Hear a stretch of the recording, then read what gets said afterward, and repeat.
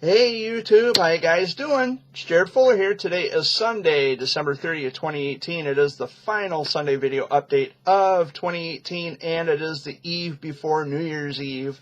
Last week was one of those eve before Christmas Eve editions of the Sunday video update. This year it's the eve before New Year's Eve. So I hope you had a wonderful week. I hope your holiday was wonderful. I hope you had a wonderful Christmas. And I hope your 2018 was pretty good.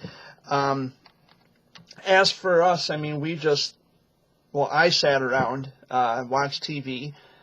We didn't put up a light or a tree or anything, we didn't put up lights or a tree. I can't talk today. I'm tripping over my words, but we didn't put up any Christmas decorations. We didn't go out and shop for anyone. No one shopped for us. So we just kind of kept to ourselves. I was at home by myself, actually. Dad and Amy, they were in Owasso at her adoptive parents. So that's, that was the gist of my holiday, is that I had got to spend some time here at home by myself, and I enjoy the alone time. So it was nice. I was watching episodes of the Match Game from back in the 70s, the Gene Rayburn Match Game. Lots of celebrities on there. A whole bunch of different people.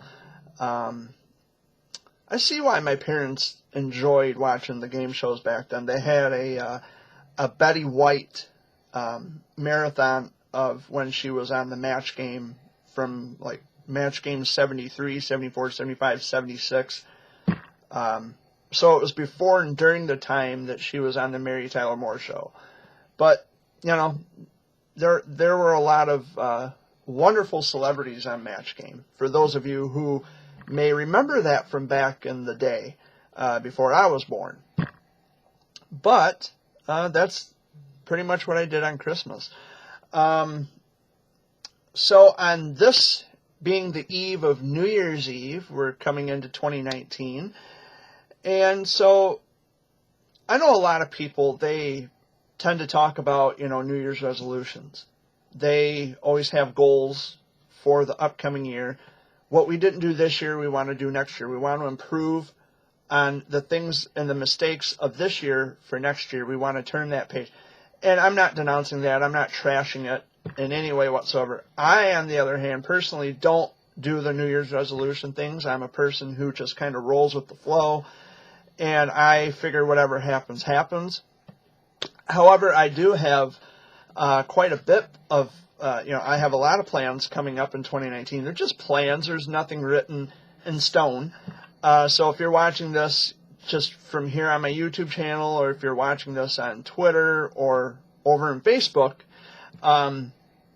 chances are good that you already know what my plans are, but I plan on traveling some more in 2019. There's a lot of people who I haven't met face-to-face, physically in person, but we have spoken over the phone.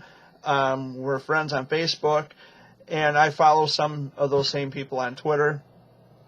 But most of my attention now is on Facebook, because that's where I've met a lot of my friends that I still talk to today. So I stay focused more on Facebook. I had to put my Twitter account on private because, again, internet trolls, they're spreading around gossip and rumors. And, people always tell me in regards to the trolls, and I've been hearing this all throughout 2018, just block them and move on. Sure, that's easy to do. But here's what you're not understanding. Blocking them doesn't stop them from talking the nonsense they're talking. It doesn't stop them from spreading the lies and the rumors and the gossip. It does not stop them. And while it's very simple to block anyone, it doesn't stop people from talking. So when these people, these troublemakers, are infiltrating my friends, they're infiltrating my circle of friends, they're filling their head with a bunch of nonsense and lies, they start to question things, which, of course, it comes back to me, because and most of the time I find that it's friends of my friends, which puts my friends in the middle of something they had nothing to do with, and they know better. They know that the rumors going around about me are just rumors. It's not true. None of it is true. And of course, again, like I said, if you're watching this on Facebook, there is a page called Exposing Fake Cancer Pages. And they had decidedly taken pictures of a letter I had sent to a cancer mom or a cancer parent or whatever, trying to get them to understand what's happening on social media. My name is being dragged through the mud, and I'm trying to get people to understand that what they're being told about me is incorrect. It's false. There's no truth to it at all whatsoever. And I saw the post on the Exposing Fake Pages Facebook, or the Exposing Fake Cancer Pages Facebook page, and then they instruct people not to share the photos. Well, I'm not going to share the photos, but anybody who wants to look for their own, for whatever, their own education or whatever, I have never said one bad thing to anyone. Not in a letter, not in an email, anywhere. And I'm always going to be puzzled and perplexed at the same time as to what do these people have against me? Are they so low that they have to go and they've taken it a step further and now they're spreading gossip and lies about me because I just want someone to answer a question that I had? The problem with calling yourself a public speaker is that when you have to answer to the public, you circumvent that responsibility. You say, well, if someone bans you from a page or if someone blocks you, you're not entitled to an explanation. Well, so then no one deserves to know the truth. Because basically that's what it is. I want to know the truth of why I was banned or blocked. If I had been nice and I had been supportive and if I had shown my support, my only question is why? Why would you turn someone away based on just something you've heard? You haven't come to the source, the person who's being talked about. You haven't bothered to find out more information. You just go by what people say, which is a really stupid thing to do. And I have spent many a Sunday pointing this out, that it doesn't matter how many people say something. It doesn't matter the strength of their convictions. If they're wrong, they're wrong. If they don't have any other way of demonstrating or proving something that they're saying happened, why on earth would you believe it? And it's just a flaw that gets exposed over and over and over again, especially when I ask these people, why was I banned or why was I blocked? And then they want to circumvent their responsibility. And again, if you call yourself you can't call yourself a public speaker or someone who is working for the service of the public when you are going to disregard the public, because that in and of itself is a disservice. So if I ask you a question, the least you could do is answer it. Be responsible, be an adult. This isn't high school.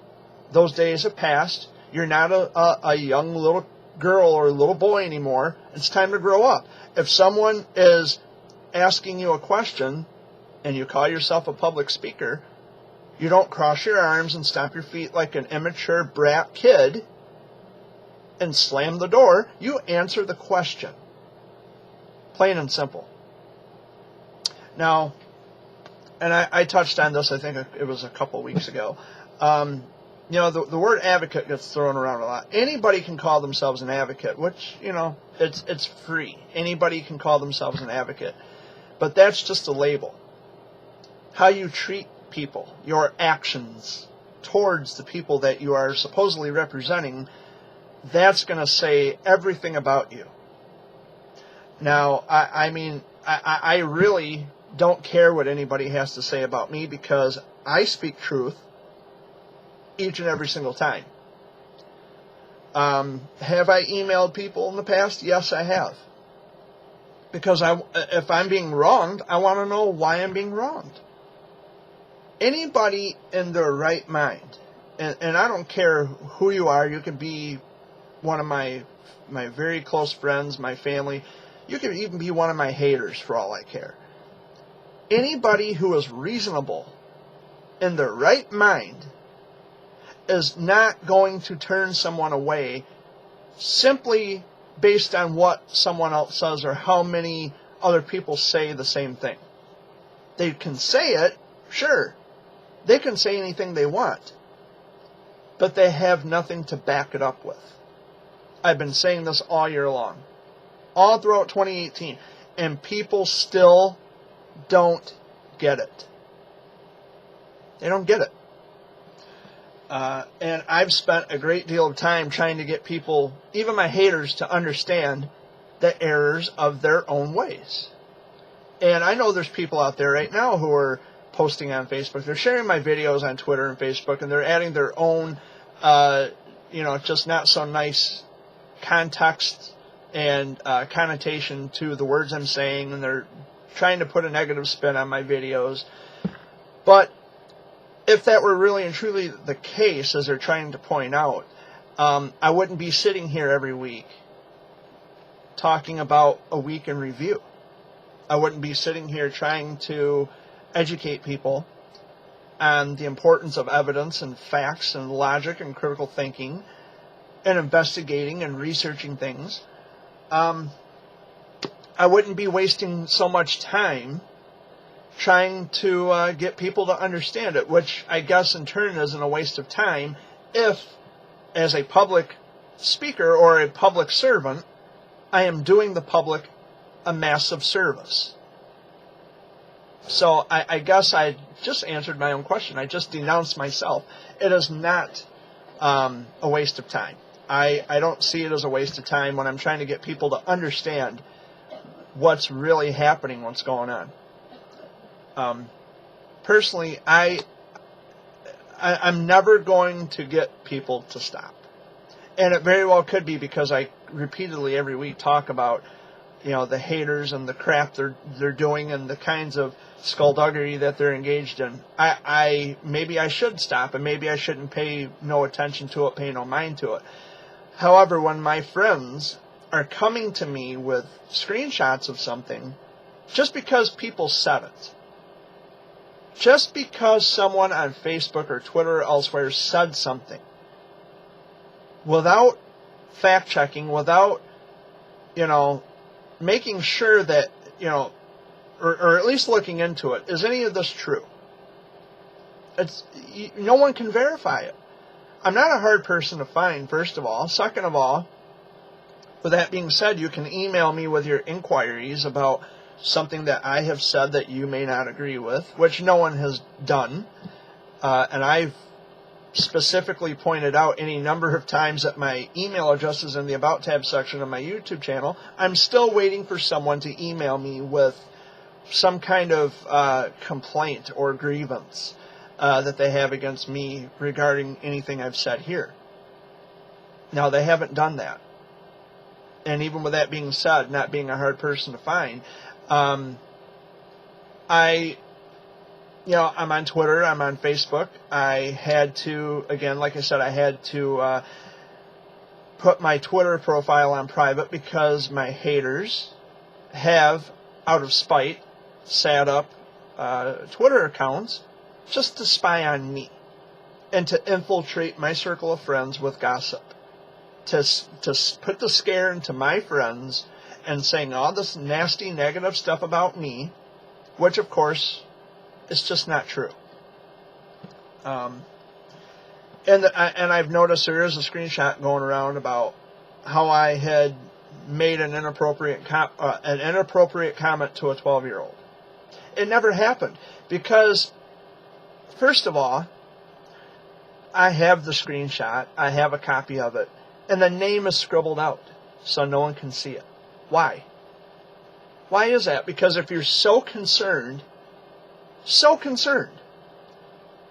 if this is really something that happened, And if you are so concerned about this, and if you're looking to, I don't know, quote unquote, have me put away, why on earth would you scribble out a name?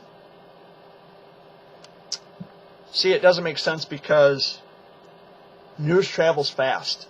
It's gossip that circulates. It is just it's a screenshot of something, sure. But it's a claim that someone is making instead of showing where I had said something under my name, where I had said something that was inappropriate, which I never have and I never would. Someone had made up a fake Instagram account under my name, and I'm sure it's still active.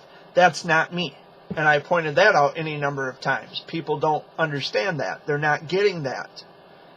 I have never in my life used Instagram. I have no desire to use Instagram. I was thinking about it, but now I've decided that maybe it's a bad idea. Maybe I should just stay away from Instagram, because Facebook and Twitter is toxic enough. Now, I made a promise to my friends that I wasn't going to leave Facebook after having disappeared on them a couple of times. I don't want to leave Facebook because my friends are there.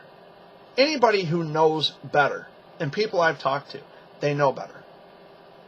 And hopefully, I'm trying to sort all this out. I'm trying to get people to understand that they are being lied to. And Jared, why would they say all these things about you if it's not true? It's called retaliation. Retaliation. Revenge is a dish that is best served cold, and that's what they're doing. They're getting back at me because I had exposed a fraud in the childhood cancer world. That's it. That's all this is about. And then they want to be such pedantic assholes and then turn around and say, well, Jared is harassing and stalking people. No, I'm not. All I asked was a question. Yes, I have written letters to some cancer parents. Yes, I admit to that. I'm not going to deny that. But I'm trying to get them to understand that this baloney that they're being fed on social media is just that. It's baloney. And I hope 2019 will be a year where I don't have to constantly, over and over and over again, talk about these issues, because it is getting to the point where, you know what, I'm just so tired. You're going to do what you're going to do. I can't stop you, but people need to understand that, my friends especially, or friends of their friends, need to understand that these are lies. There are fake accounts right now on Twitter, Jack Karstens. And I mention that name because it's not a real person, first of all. There's no profile picture. There's no pictures on the account other than screenshots of what Jared Fuller has said and what other people have said about me, which is not. That's evidence of a screenshot. That is evidence of a complaint. Are people not aware that there's a huge difference between anecdote and evidence? You're taking screenshots of anecdotes that have not been proven. Not with evidence, not with anything I've ever said. And creating fake accounts with my name and my picture is not going to do you any justice, because anybody who really and truly knows me and the kind of person I am, they know that I would not say such things. They know that I would not do the kinds of things that people are saying I'm doing. It's this over and over and over again nonsense. I hope 2019 will be a year when I don't have to deal with any of this crap anymore. I just want to keep my friends who know me and they've spoken with me should know better. I don't talk inappropriately, especially to children, which was one of the bigger key allegations. And they're trying to, like I said, they're trying to shimmy and shake my friends into stepping out of a friendship with me because they think that this is a winning and losing battle.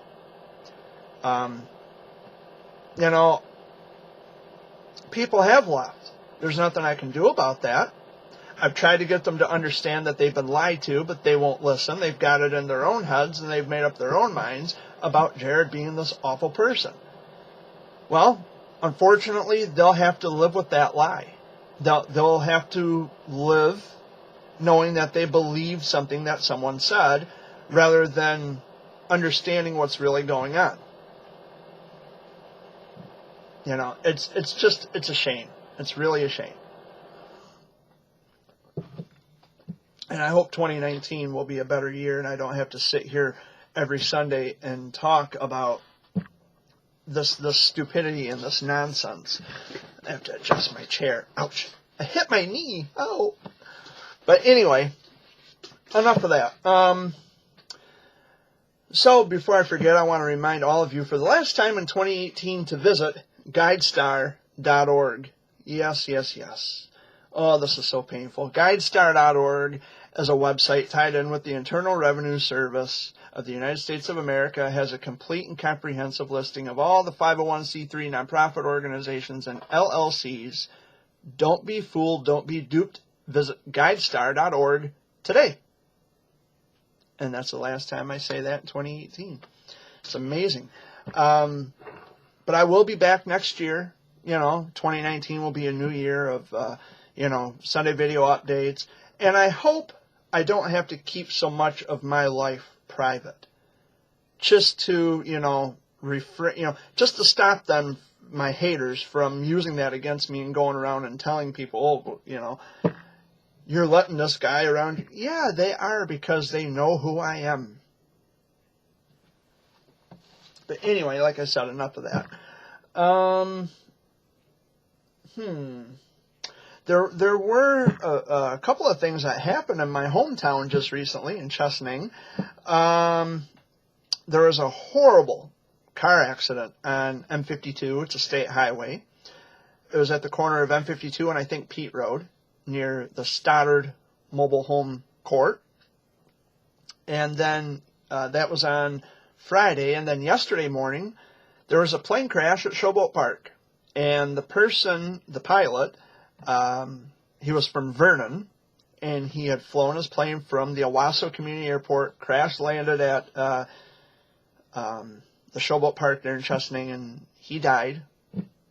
He was in his 80s. I don't remember the exact age, but he was in his 80s, and he's had years of experience.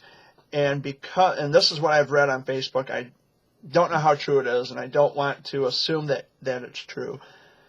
But and it could be true. But anyway, because of this partial government shutdown that Trump has put on, it has somehow stepped in the way of FAA investigation, the Federal Aviation Association, I think is what it stands for.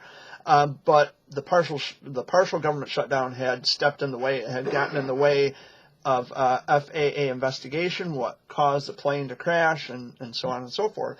So we may not know anything until after the shutdown, or we may find out soon enough. I haven't heard any additional details, but I'm sure if there is, because there will be further information. If it hasn't been released, I'm sure it will be in the near future. But there's just been so much happening around here lately. It's really weird. Before Christmas, there was a shooting in Chesaning, and Chesaning is not known for shootings. It is notorious for lots of other things, but it's not notorious for shootings. It's not notorious for anything that you would find perhaps maybe in a bigger city like Flint, Saginaw, Detroit, where the crime rates are high, naturally. Chesaning is a small town. We don't hear about these things, not every day. And it's been quite the wild ride, certainly, for the folks of Chesaning. I grew up here in Chesaning. It's been my hometown. I've lived here most all my life. I've lived in this house for over 20 years. It's the longest I've lived anywhere in my life. And there's just, I don't know. Chesaning has really changed. A lot of different towns have changed because of the economy and just the way things have gone over the course of the past, I'd say, 5 to 10 years. We've had a lot of changes in the world. And so, Chesning, my heart goes out to you. I wish things like this wouldn't happen. I mean, there are some things that happen in the world that you can't control. You don't see it coming until it happens. It's just really weird. I mean, Chesning, like I said, is not known for things that you would find in the bigger cities or the bigger, municipalities, I guess is what you call it. I don't know. I can't find the right words today, so pardon me. But other than the trolls and everything happening in town, it's been going okay. It's been smooth. For those of you who are friends with me on Facebook, I had made a post about how I would like to write a journal entry and share it with my Facebook friends. I'm not going to make it a public post. I want to share it just with my friends, just with the people that are friends with me on Facebook, and kind of know what my journal writing is all about, because I've been writing journals now for 19 years, and I have never, in the history of the 19 years that I've been writing journals, I have never in my tenure shared a journal entry that I had written, because everything I write, it's all handwritten. My poems are, a lot of them are handwritten, some of them are typed and printed off. But my journals have always been the foundation for everything else I do that surrounds it. For example, like I've been writing poems long before I've ever started writing journals, but my journals, there's a chain of journals over the course of 19 years. And I have built upon my hobby. I've got this thing called Poem Projects, where you have a collection of poems, like in a form of a book. You give that book a title, kind of like a CD, like you have a compact disc or an old record, and you have the name of the record and you have the different titles of different songs. So that's what Poem Projects are. I have also done a literary work called The Jeremobile, which I don't think I've shared on Facebook since I've been back. But it is a story I had written. It's an unpublished story I had written about a car that travels at high speeds and finds itself in predicaments. And I had written it specifically as a children's story because I had spent so much time, again, over the course of 19 years, writing about things that are personal, things that are happening in the world. I've written about a lot of things, especially in the journals. But between poetry and journals, I figured out I need a break. So I want to explore in this area. So I come up with The Jeremobile, which is a children's story, unpublished. And how it's written, too, which I really liked the idea that I come up with. Maybe I'm being a bit biased and self-absorbed, but it's my idea, and I'm going to run with it. I had put, if a child reads it, they're going to, if a parent or grown-up reads it to a child, depending on if the child can read, because I really don't know the age specifics of the story, other than it's for kids. I had written it for kids. And so what it is like, for example, if you're reading the story to a child, you're putting them in the driver's seat, so to speak. And I love that figurative speech, because it is about a car. So you're putting them in the driver's seat. And when they end up in predicaments, you kind of look at them and say, why did you do this? And kind of be silly about it. And that's the point. That's the point. I just wanted it to be silly and comical. And at the end of the Jeremobile story, I used glitter. And, kids love glitter.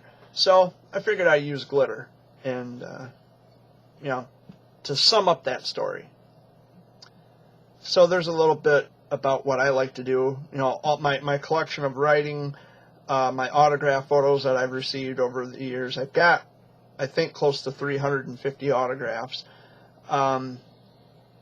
It's all called The Story of a Lifetime because where I was at a different time of my life writing journals compared to now, and my poetry has changed over the years, my style and my imagery and my way of thinking, it's all changed, it's all progressed. So when I compare where I was then to where I am now, it's kind of interesting. And, you know, I've really grown and I've really blossomed over the years. And again, like I said, my style of writing has changed remarkably over the course of 19 years. You know, when you're 13, your brain is in a different place, and when you're 32, your brain is once again in a different place. But nonetheless, I mean, it's been a wild ride these past 19 years. And of course, coming up in March, shifting gears for a minute, coming up in March, on March 2nd of 2019 will be my 30th cancerversary. And this is particularly, it's important to me because my advocacy, you know, being an advocate for 5 years, I'm coming up on the 6th year of being an advocate, and I have met some of the most amazing families, parents, children. I have met some of the most amazing people ever in the world. A lot of them have passed on. As a matter of fact, we had just lost a little girl last week, a little girl that I attended a couple of her charity benefits. Her name was Olivia Marks from Marysville, Michigan, which is over by Port Huron. She was only 5 years old. She had DIPG. I don't have contact with the parents anymore because of the bullshit that was going around on social media. So that, there went that. Which, by the way, it's not a virtue, trolls. But my heart, nonetheless, goes out to Olivia's family. And I'm just, it's heartbreaking. Because the last time I had seen Olivia,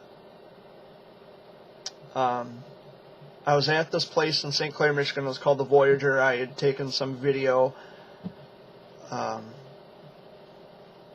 And the last time I saw her, the last memory I have of her, she was getting ready to leave because, you know, it was getting late, and she's only 5 years old, and, you know, they have a bedtime and a schedule that they had to keep for her.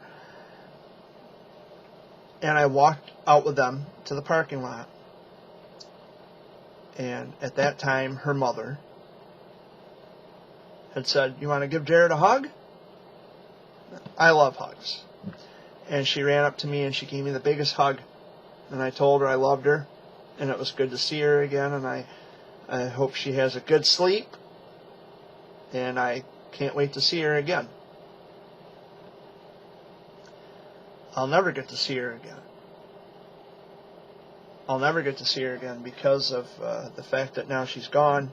And the parents, you know, I try to take it with a grain of salt, provided that these parents are already going through so much with their kids. And I do. I understand that they have so much on their mind, so much on their plate. My parents were the same way when I was sick. They were mad at the world. They were, you know, they weren't in the right state of mind because I had a disease that could have potentially killed me. And so I'd like to think, you know, that the parents, they are in not the right state of mind. They have a lot on their plate. They're going through so much crap. And I do try to take it with a grain of salt. However, With that being said, I don't know why you would believe what a bunch of people tell you. I don't get that. Especially provided the fact that you've met me. I've been to your charity events. We've met one another. We've had conversations. We've had hugs. We've had tears. We've had conversations. You've met me, and these people who are talking crap over here, you've never met them. But somehow you're going to believe them over me? I don't get it. But anyway, moving on.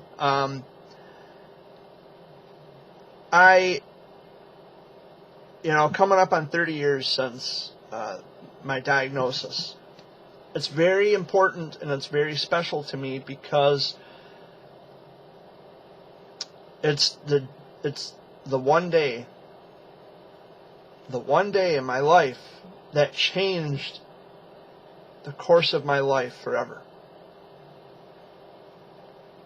And it's the reason I'm an advocate today. There have been many, many occasions where I have felt like just, throwing in the towel, walking away, and never turning back.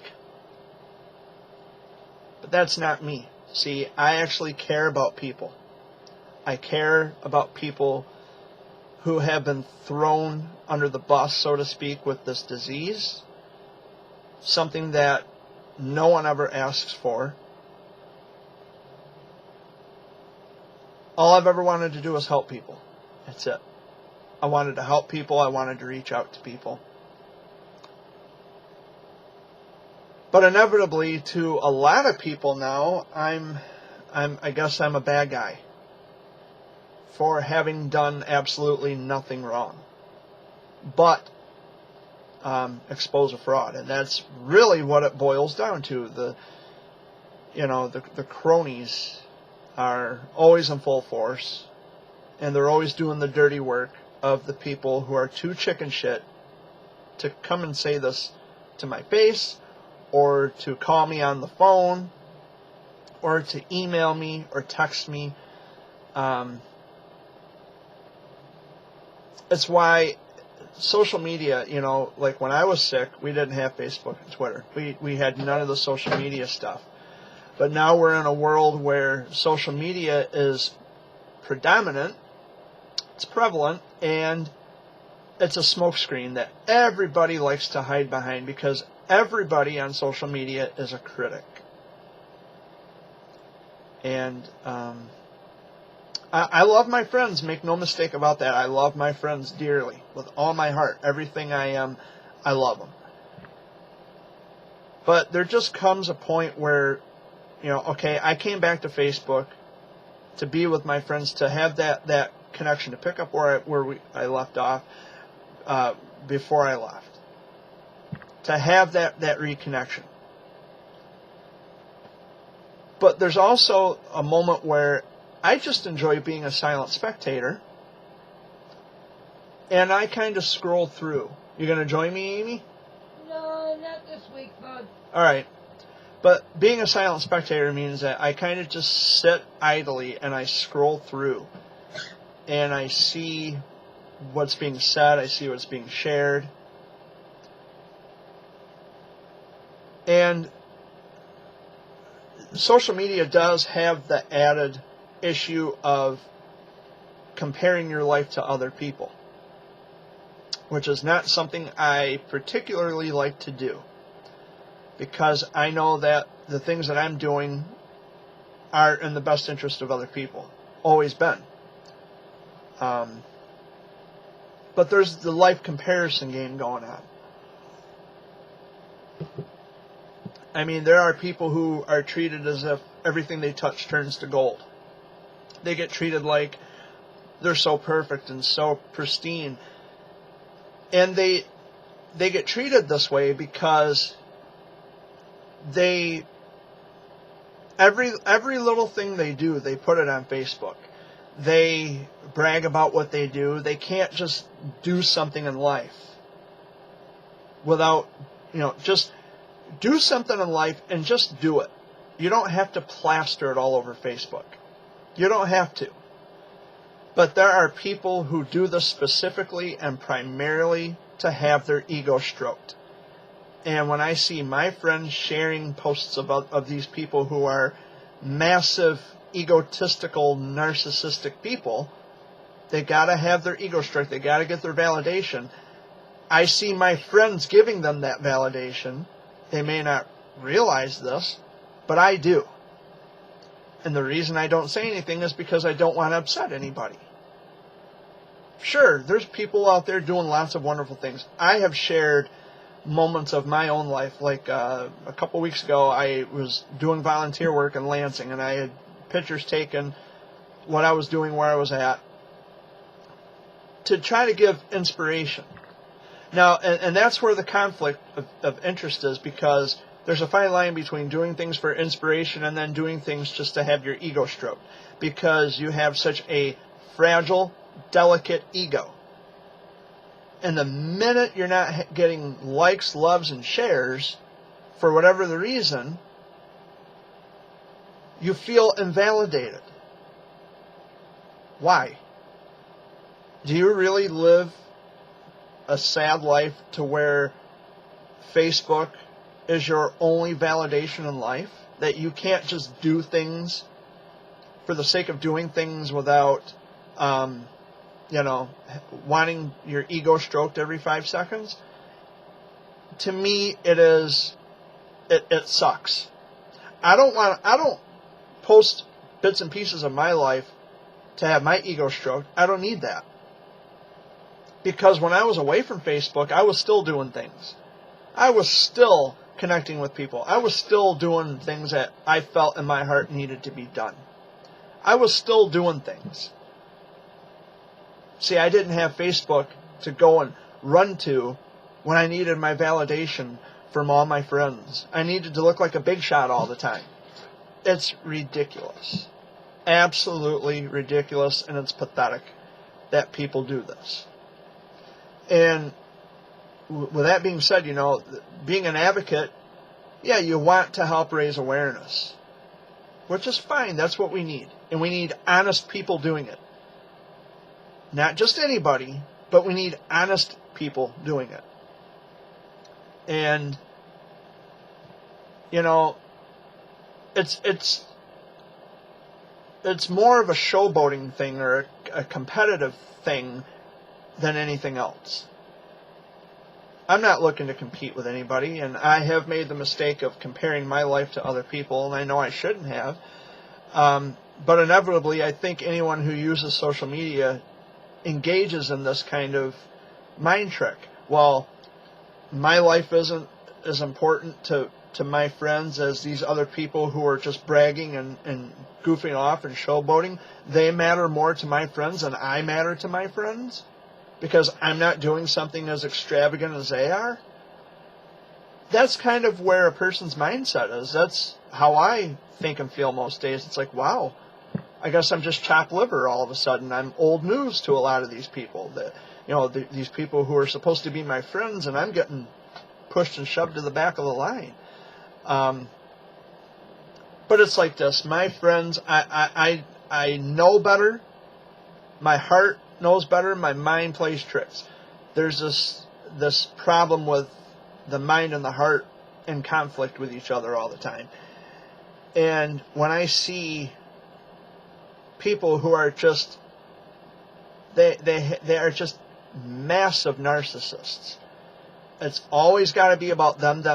They have to be the constant center of attention all the time. My friends conjure to that, and that's I have a problem with that. I mean, this person is only looking to get his ego stroked, and I'm sorry, my friends, but every time you share and like and do, you're only giving in to what that person wants. There's nothing so great about this person that every 5 seconds they got to have their ego stroked. There's nothing so special about them that everything they touch turns to gold. I'm not jealous of this person, and that's how it would be perceived by any casual observer, anyone who's listening to this, but I'm not jealous. But I do have a problem with this. I'm comparing my life to other people when I shouldn't be. I know who I am. I know where I've been. I know how far I've come. I don't know where I'm headed. That remains a mystery. And that's the part of life that I live for, the mysterious, where the big question mark is written in the blank. I don't know. Only I can fulfill that blank. Now, I'll have my friends with me, I'm sure. But Facebook is a life comparison game as far as I can see. And it doesn't matter. And you know, the thing about a narcissist, too, and I wouldn't say all my friends, but a lot of my friends will like and love a person's status, a post, even if it's the most unimportant thing in the world. They will like it, love it, share it. It's like, please, please, give me a break. You know, it shouldn't bother me, because I should stay in my own lane, as they say these days. It shouldn't bother me, but it does. Because, you know, they're not the only people in the world who are trying to make a difference. But somehow, all of what they do seems to be the only person in your world that's important. And the rest of us are just out here. Like, you know, like a wasteland of people who just survived. And the survivor, you know, the survivor doesn't mean anything to you, because they're not as extravagant as the person that you're ego stroking.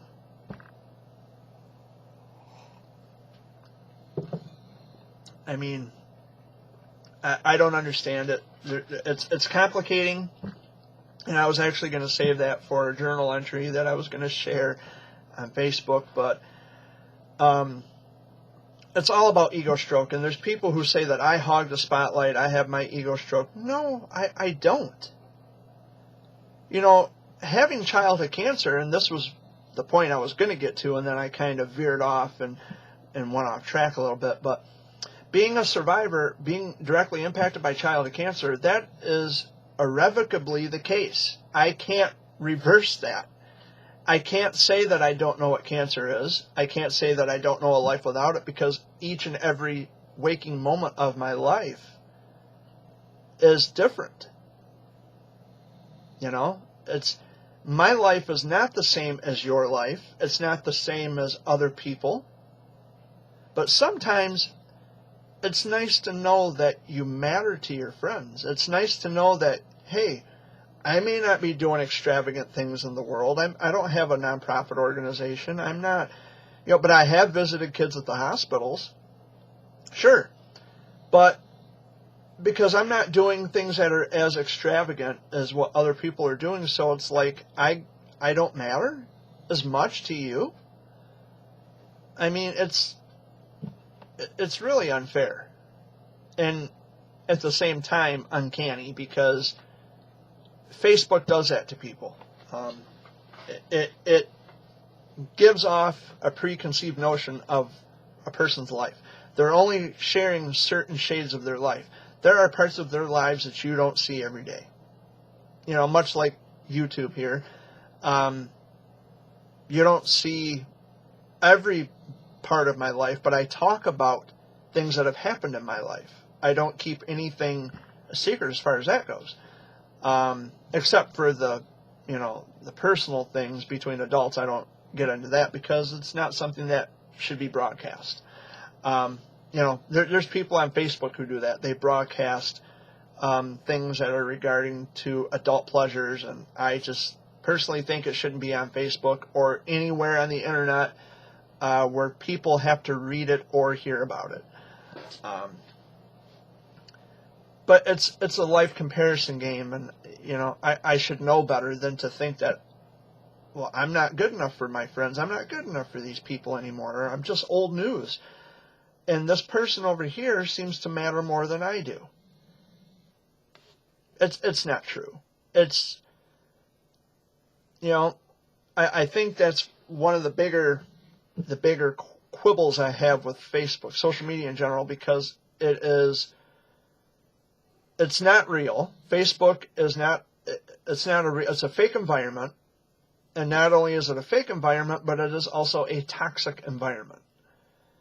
And the more you spend on it, the more time you spend on Facebook, the worse you're going to feel. Because you're always going to think that you don't matter, that you don't fit in with the rest of the world, because you're not doing those extravagant things that this person over here is doing.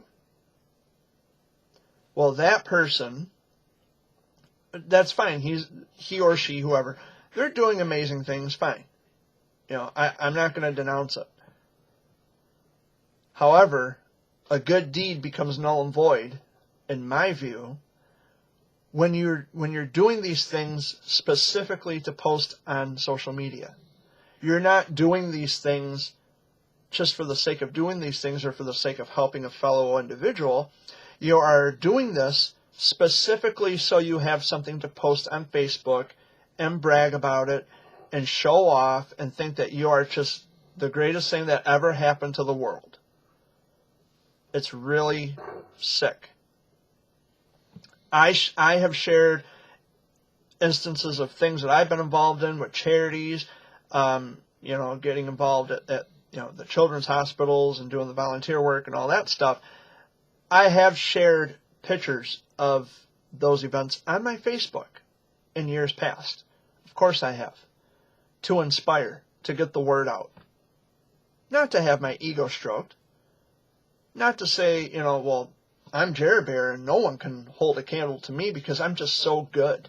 Everything I touch turns to gold and I'm just so damn good and I'm so perfect. Well, that's a load of guff. I don't need Facebook to feel validated because I have the love and the respect and the compassion for my friends. Facebook is just a platform where people show off inevitably. People use it to gloat about, whatever it is they're doing in life. And there's also people on there who try to take credit for other people's work, which is something I also don't like, provided that I'm someone who writes poetry. And writing poetry is indeed a form of art. And I have a lot of friends who are in the acting world, and there is a certain other person out there who shall remain nameless who wants to cut in on the successes of my friends in the acting business.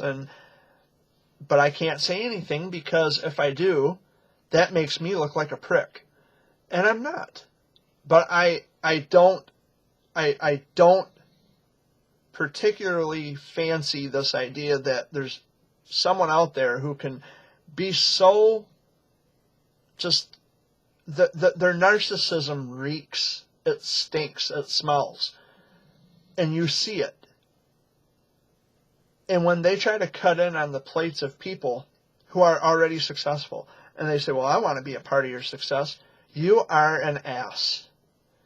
And although my friends may be a part of this particular whatever it is, doesn't mean I have to support it because I'm seeing it for what it is. It has nothing to do with the person. Because when I show my support for my friends in the acting world, I share their IMDb pages. I share their Facebook pages or their Twitter pages, whatever. To show my support to help maybe possibly get more followers. But I'm not taking credit for their success. I'm not taking credit for that. I'm just someone who is a pillar holding up that bridge that they walk to success. I'm just someone who shows support. I'm not taking credit for their success. See, there's a difference. And they have lots of pillars. They have lots of different people who hold up that bridge that they want to walk, to success. But I'm not taking credit for their success. There's a difference. There's people who, and I know of one person right now, he has a special little social clique, and, he has it in his head that if it wasn't for him, that these actors wouldn't be who they are and where they are today. And that is something that really irritates me. Because with or without this person or this little clique, my friends would already have been doing what they were doing. I'm just someone who is in the cheering section. I'm just a person who sits on the side and I say, I'm proud of you, congratulations. I share your pages to show my support because you are an amazing person, you're talented, and I believe in you. That's not me saying, well, if it wasn't for me, you know, when I say being a pillar of the bridge that they walk, that's not me saying, well, if it wasn't for me, you wouldn't be where you are. That's not true. That's not true. Being a pillar of a bridge that they walk to success in order to get there, pretty much saying that I show my support. I'm not taking credit for what they do. I couldn't. Even if I tried, I couldn't. I wouldn't want to because it's dishonest. But being a person who writes poetry, and I've had lots of people try taking credit for my work or for my designs, it's not going to happen. Not going to happen. But anyway, excuse me, I burped. Anyway, so those were just a few of my thoughts this week on this last Sunday video update of 2018. Like I said, I am looking forward to doing some more traveling and meeting some more people and making some memories. So, but I am on Facebook, and like I said, excuse me, coffee.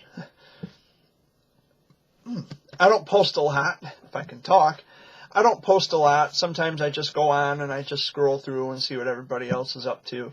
Much like Twitter. I just go on now and I see what's going on with my actor friends, and I root them on, I cheer them on, I show my love and support. And, oh yeah, that was something else I wanted to talk about, which I don't think I should ever have to explain, but because it's the times that we live in. You know, I love each and every one of my friends unconditionally. Unconditionally. I love them no matter what. I have a lot of friends. I'm known to a lot of people in this world. I may not realize this for better or worse, but I am known to a lot of people in the world. And one of the things I try to implement the most is love. And there are people, and they purposely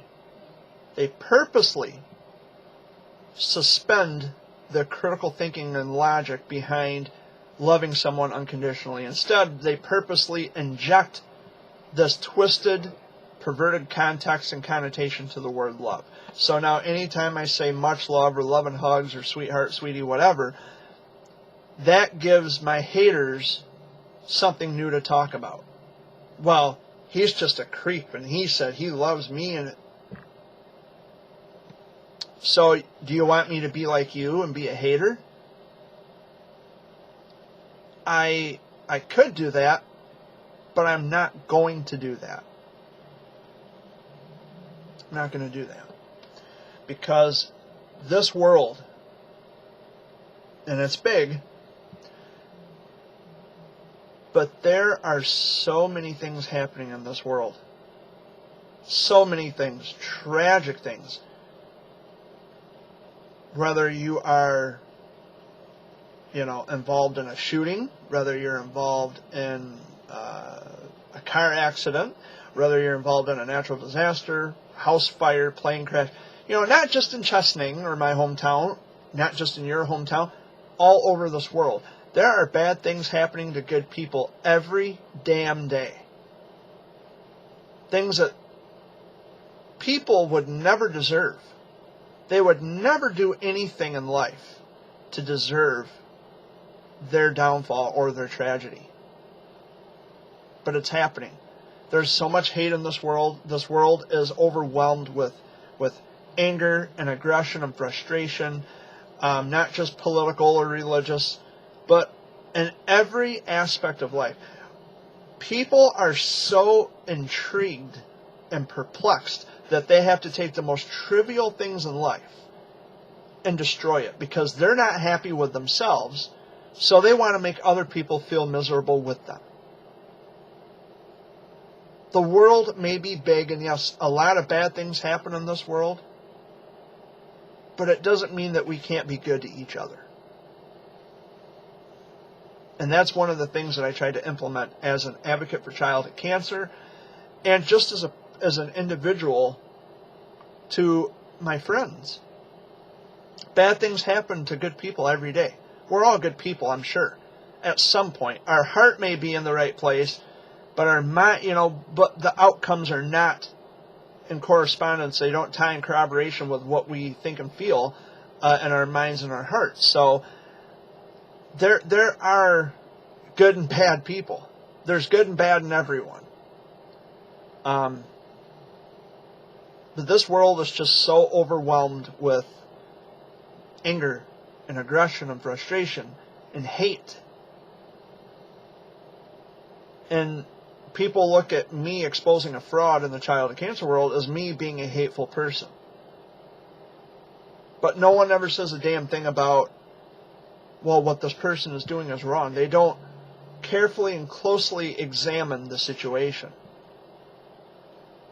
I could never, and mind you, just recently I was told that I was actually more weird than the fraud that I called out. And mind you that this person is in no way affiliated with the fraud. She's not even friends with the fraud. So for her to say that I'm more weirder than the fraud, well, I admit we all can be a bit weird sometimes. That's human nature. We're all weird. We're all different. But speaking the truth is something that people don't care about anymore. They don't care about truth. They only care about what makes them feel comfortable. They're floating around in their self-righteous bubbles all day long. They don't care to know what's true. They don't care to investigate and research and analyze the things that should be investigated, researched, and analyzed. A bunch of people tell them things that are not true, and then they just run with it. They just buy into it. They drink the Kool-Aid, so to speak. They buy into this nonsense and the gobbledygook of the world. Facebook, or not just Facebook in particular, but social media in general, what it does is it just makes that problem worse, because everything on social media is subject to interpretation all the time. And when I tell someone much love or love ya or whatever, there's always got to be that one person out there, someone who is not happy with themselves. They always have to trivialize everything. He said he loved me. He said he loved my daughter. He said he loved my son. He said he loved me. Love.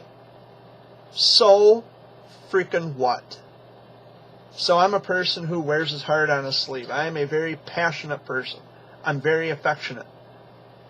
I should not have to hide my feelings for my friends, which, by the way, when I say much love or I love my friends, and I can't believe I even have to say this because people should actually already know better, but just to state for the record, when I say much love or love my friends or love you or whatever,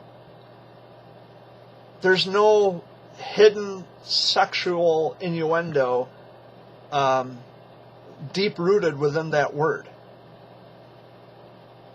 Because if that were the case, you would be upset at anyone who says much love or love you to a woman, a man, or a child.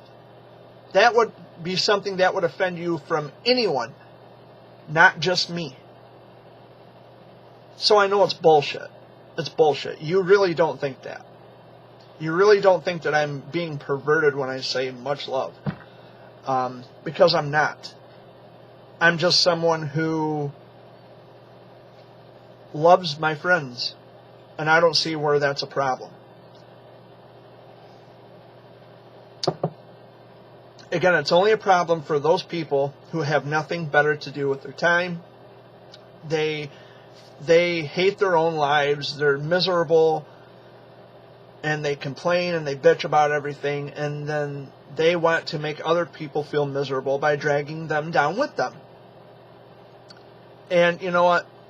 You really got to reevaluate and take stock in your life and grow up. And, if you're not happy with your own life, change it.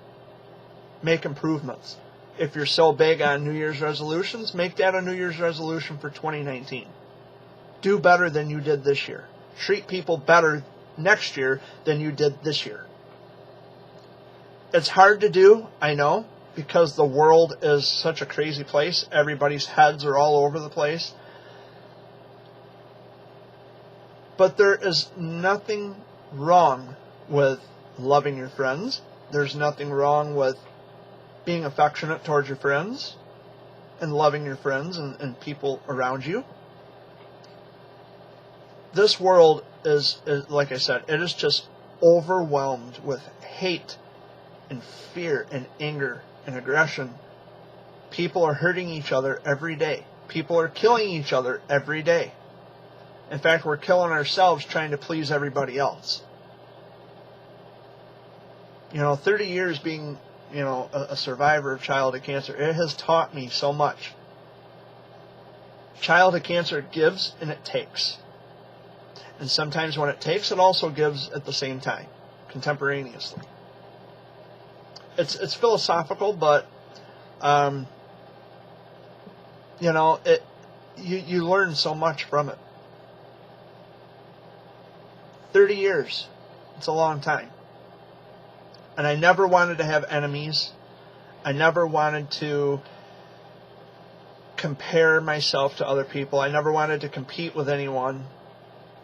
I certainly wanted to reach out to as many people as I could to show that I understood their situation and that I show love and kindness and just to show them that they're not alone. But after having been an advocate for the past 5 years, I have realized and come to the idea, not everybody thinks that way.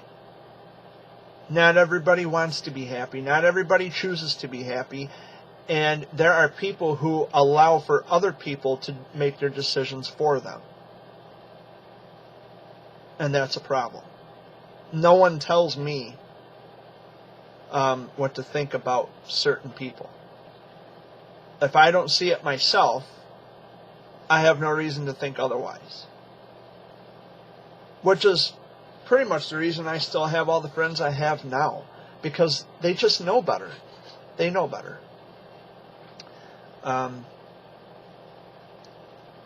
I've never wanted to upset anyone. And, without a doubt, I have said and done some things before that people may not have agreed with. They don't like what I've had to say. And, that's expected. The truth hurts. And if you are an advocate or a representative of something and you say something that doesn't resonate well with the rest of the people you represent, well, you have to be fully aware and prepared to take some heat or backlash for the things you say. And I have. And then some. Being an advocate, I could drop the ball anytime. I could say, you know what? Yeah, the ball's in my court. But I could easily say, you know what? I'm done, wipe my hands clean, and be through with being an advocate. Either way, I'm not losing. Because I'm still a survivor. My stories still hold true. I don't need to be an advocate to share my stories with people. I don't need to be an advocate to be an inspiration to people, because the fact that I'm a walking, talking survivor of that is enough. That in and of itself is the advocacy. It gives people hope. Hey, you survived this for 30 years. That gives me hope that maybe my son or my daughter, my child, will survive it too. And we have lost a lot of children this year. A lot of kids. And these are kids that I've had the great pleasure of getting to meet. And their parents have been wonderful. At least I thought some of them were wonderful. But it's a hand that no one asks for.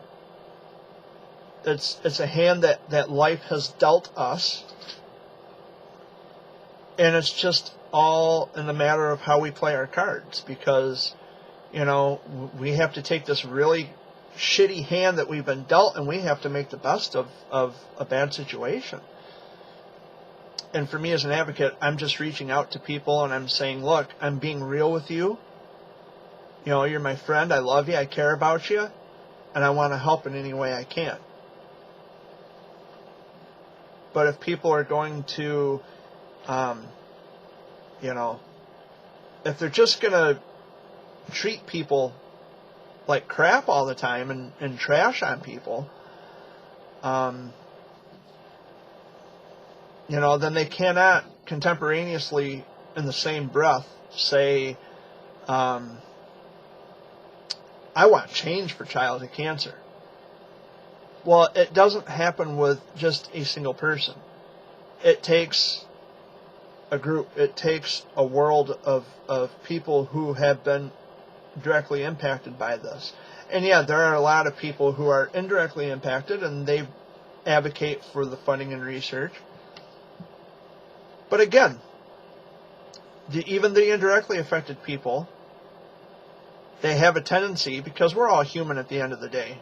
That's just the way it is. But even the indirectly affected, there are some indirectly affected people out there who treat the directly affected people like absolute shit all the time. And it's like, wait a minute. You're advocating for a life that I personally know, and yet we don't know what got you involved in being a part of this. I'm not denouncing your advocacy, and I wouldn't dare say, well, you should stop advocating. But I would have to argue that there are people out there who should stop advocating, because they're not doing anyone any good. They're doing more harm than good, because they make it about themselves constantly, all the time. And I'm not here to make it about myself. I just want to help people. That's it. That's all I've wanted to do. Reach out to people, make some new friends, get involved with raising awareness and doing charity. I've hosted my own charities. I've had donation jars. 2019, I might have something up my sleeve for children's hospitals, to benefit children's hospitals. I'm thinking about having like chocolate chip cookies and some lemonade. I want to sell some cookies and lemonade, and all the money I raise will go to a children's hospital of my choosing. I've really been thinking about doing that in 2019. It's something I would love to do. I would love to have it for like maybe a week in July or August, or maybe even in June. When the weather gets warm, I want to build like an outhouse out of PVC pipe and throw a tarp over it. Just quick and makeshift. Excuse me. Something quick, something makeshift. Maybe I can find a picnic table somewhere, put it inside of the little makeshift outhouse thing, and I want people to come in and don't make a donation. Cookies, lemonade, punch, whatever. Doing this for the Children's Hospital. So that might be something I would like to do. But, it would have to be inside of this little PVC framed outhouse that I want to build, because I can't be in the sun for a long period of time, so they would have to come in and, get some lemonade or cookies or whatever, and drop some money into a donation jar, and then I'll see to it that the money that I'm able to raise will go to a children's hospital of my choosing. And, I would have to say that idea I would have to lend credence to a Wilms Warrior brother of mine who lives in Iron Mountain, Michigan. And I'll be seeing him next year after the first of the year. I will be back to see him. I don't know if he watches any of my videos, but I imagine not. But that's okay, because the family knows that I am so inspired by him. He had a lemonade stand, and he was raising money for the Michigan chapter of the Make-A-Wish Foundation some years back, and he raised like over $10,000. And every penny of it went to the Make-A-Wish Foundation in Michigan here, which I think is down in Brighton. So that was very inspiring to me. So, and there's something else about the Sunday video update that I wanted to try differently in 2019. And in wrapping out this video, the final video of 2018, I say much love to all of you. Thank you so much for watching. Thank you so much for listening. And this is what I'm going to start doing at the end of every video and at the beginning of every video starting next week. I'm going to do the peace out, and then I'm going to spin around. So, take care, friends.